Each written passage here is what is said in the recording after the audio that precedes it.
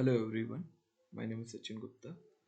तो जैसा कि हमने पिछली रिपोर्ट्स में बात की थी, तो IFRS 3 और रिसिप्ट एंड पेमेंट में हमने बात की थी। अभी हम बात करेंगे income and expenditure and receipt balance sheet. Sorry, अभी हम इनकम एंड एक्सपेंडिचर और बैलेंस शीट इन दोनों पे बात करेंगे। तो चलते हैं हम अपनी वीडियो पे कि इनकम एंड एक्सपेंडिचर के अंदर कौन कौन से मॉड्यूल आते हैं।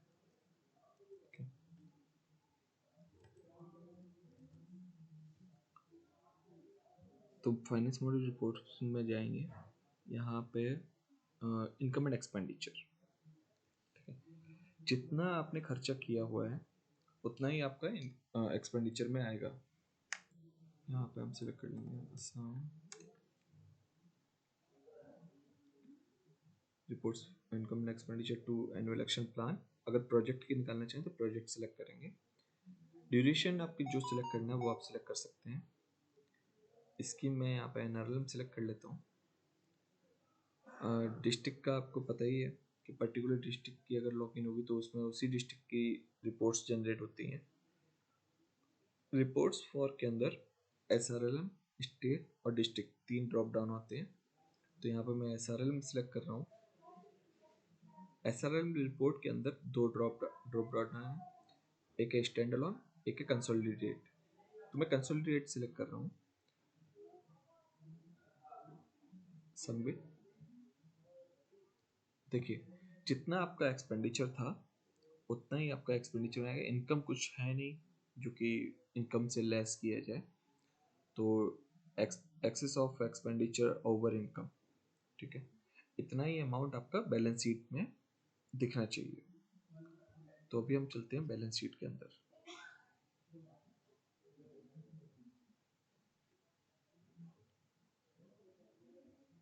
सेम फिल्टर सेलेक्ट करेंगे हम, Assam, annual action plan, scheme NRLM, SRLM और consolidate.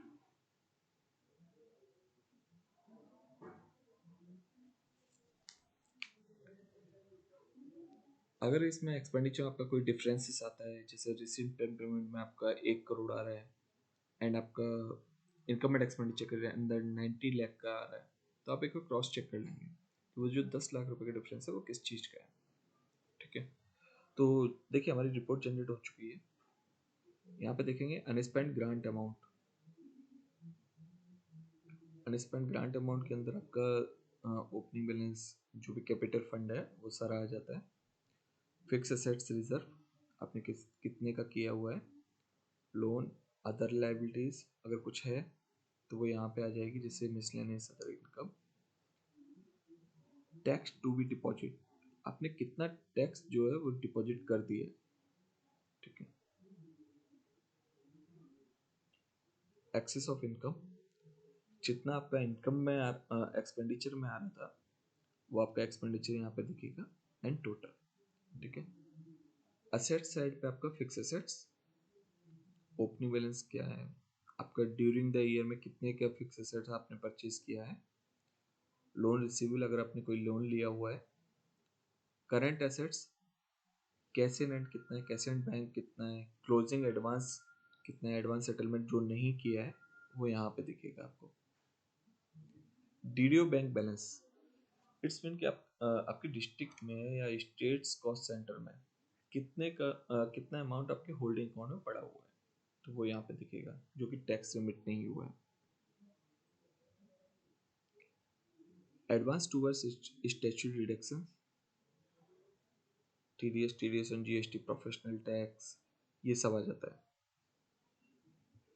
Advance towards other than statutory deduction, bank, housing loan, LIC, house rent अगर आपने किसी का डिडक्ट किया हुआ है।